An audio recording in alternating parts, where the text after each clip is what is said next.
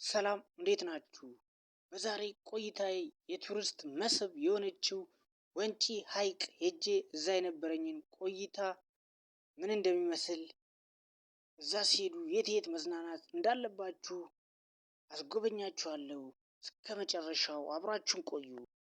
ወንጪ ሐይቅ እንግዲህ በምዕራብ ሸዋ የምትገኝ ሲሆን ከአዲስ አበባ 160 አካባቢ ኪሎ ሜትር ላይ ትገኛለች። በአዲስ አበባ ሲነሱ በወሊሶ በኩልና በአምቦ በኩል ሄዶ ተዝናንቶ ደርሶ መልስ መምጣት የሚችሉባት እጅግ ውብ የሆነች የቱሪስት መስህብ ቦታ ነች። በአሁኑ ሰዓት እጅግ ብዙ በጣም ቱሪስቶች ከሀገር ውስጥም ከሀገር ውጭ መጥቶ ይዝናኑባታል። እኛ ሀገራችን ውስጥ ሆነን ምን ያህል ሀገራችን የምታምር ንጹህና ውብ የተፈጥሮ ቦታ እንዳለን እናውቃለን። ይህንን ጥያቄ ለራሳችን ልተውና ጊዜዎትን የት ያሳልፋሉ?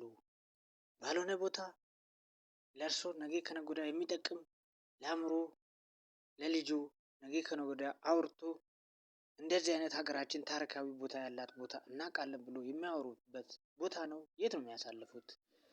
ይህ እንግዲህ የወንጪ ሐይቅ በጣም ብዙ ቱሪስቶች ከቅርብ ጊዜ በኋላ መምጣት የጀመሩባት ውብ የተፈጥሮ ቦታ ነች። እጅግ በጣም በትንሽ ወጪ ተዝናንተውባት ሀገሮትን አይቶ የሚዝናኑባት አእምሮን የሚያድሱባት ቦታ ነች። ልጆን ቤተሰቡን ይዞ ቢመጡ ደስ እያሉት ተዝናንቶ አእምሮን አሳርፎ የሚሄዱበት ቦታ ነው። አሁን በቅርብ ሀገራችን ላይ በጣም ብዙ የመዝናኛ ስፍራዎች ተሰርቷል። ከነሱ መካከል ጨበራ ጩርጩራ የተለያዩ ቦታዎች ላይ መንግስት የሰራ ሲሆን ከዛ መሀል አንዱ ደግሞ የወንጪ ሐይቅ ነው። የወንጪ ሐይቅ በጣም በተፈጥሮ የታደለች ቦታና አሁን ደግሞ መንገድ ተሰርቶባት እስከ ሐይቁ ድረስ ሰዎች በመኪና ሄዶ የሚገቡባት ቦታ ሆናለች። ሰዎች ከተለያዩ ከአውሮፓ፣ ከአሜሪካ፣ ከእንግሊዝ፣ ከካናዳ ከተለያዩ አህጉራት መጥቶ ሲዝናኑ እኛ ግን ሀገራችን ሆነን ምን ያህል ሀገራችንን እናውቃለን? ይህ የእናንተ ብቻ ሳይሆን የኔም ጥያቄ ነው። ሀገራችን በተፈጥሮ የታደለች ውብ ንጹህ አየር ያላት ውብ የምታምር ቦታ ነች። ግን በተቻለን አቅም ጊዜያችንን ባልሆነ ባልባሌ ቦታ ከማሳለፍ እንደነዚህ ቦታዎች ላይ ማሳለፍ ደስ ይላል፣ አእምሮንም ያድሳል። ጊዜያችንን ገንዘባችንን ባልሆነ ቦታ ላይ ብዙ ጊዜ እናጠፋለን። ይህ ደግሞ ሀገራችን አካባቢያችንን ካለማወቅ የተነሳ ነው።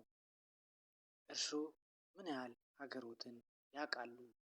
እኔ ከአሁን በኋላ ደንብ ሀገሬ ያላትን መልክዓ ምድር፣ የመዝናኛ ቦታዎች፣ የተፈጥሮ ውብ ስፍራዎች ለማወቅ እየጓጓሁና እየሞከርኩ እገኛለሁ።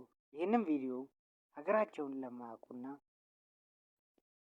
ሀገራቸው አንድ ቦታ ያሉበት የተወለዱበት ቦታ ብቻ መስሏቸው ለሚታዩት ቪዲዮ ሼር ለማድረግ ነው የሰራሁት እና ሀገራችን እንወቅ።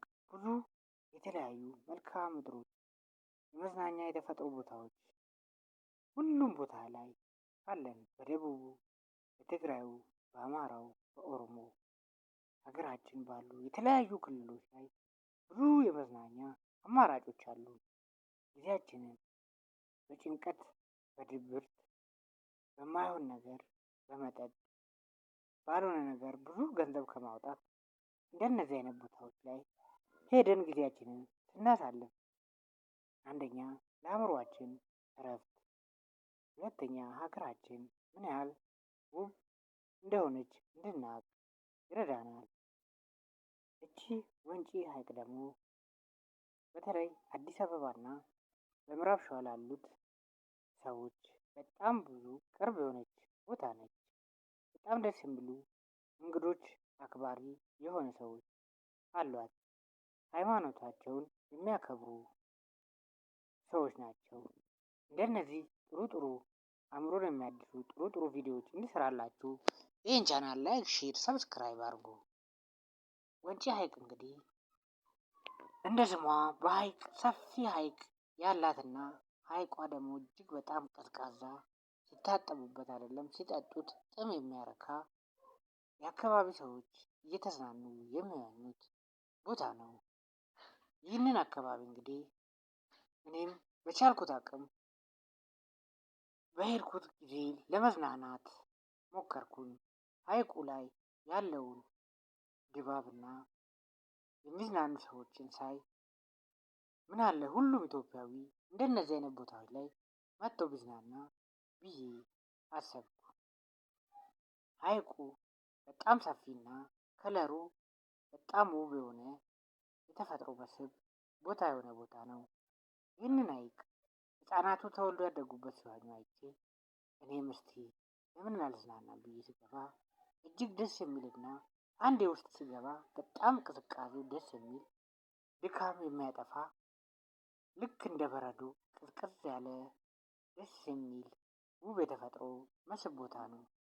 ይህንን ቦታ እንግዲህ እርሶም ኢትዮጵያ ውስጥ ካሉ ባሉት ጊዜ አመቻችቶና ባሉት ጥሩ ጊዜ እንዲመጡ ጋብዞታለሁ። ይህንን ቦታ ከመጡ በጣም በእርግጠኝነት የሚዝናኑበትና የሚረኩበት ቦታ ነው። ውብ የተፈጥሮ መስህብ ቦታ ነው። አሁን ደግሞ መንገድ እስከ ሐይቁ ድረስ ተሰርቶ የተለያዩ የመንግስት መስሪያ ቤቶች፣ የግል ድርጅቶች መጥቶ የሚዝናኑባት በተለይ የእረፍት ቀናቸውን ብዙ ወጣቶች ጊዜን ሀገራቸውን ያወቁ መጥቶ የሚዝናኑበት ቦታ ሆናለች። ይህንን ቦታ እርሶም ጊዜ ካሉትና ባልሆነ ቦታ ብዙ ጊዜዎትን ከሚያሳልፉ እንደነዚህ አይነት ቦታዎች መጥቶ ያሳልፉ። እንደምታዩት የአካባቢ ሰዎች በጣም ሰው ተቀባይ ሰዎች ናቸው። ገና ሲገቡ በፈረስ ይቀበሉታል።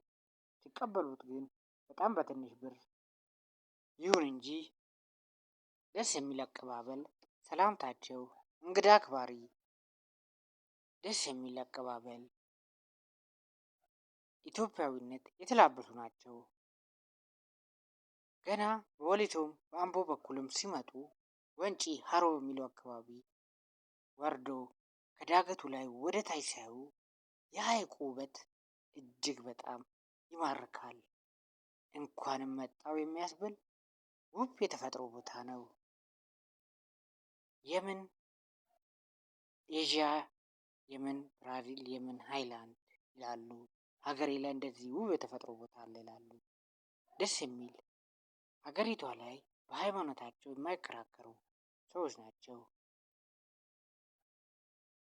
ተክለ ሃይማኖት ተክልዬ ቤተ ክርስቲያን ያላትና ለኦርቶዶክስ እምነት ተከታዮች ሲገቡ ሐይቁ ጋር እንደደረሱ ተሳልሞ የሚያልፉበት ቦታ ነው።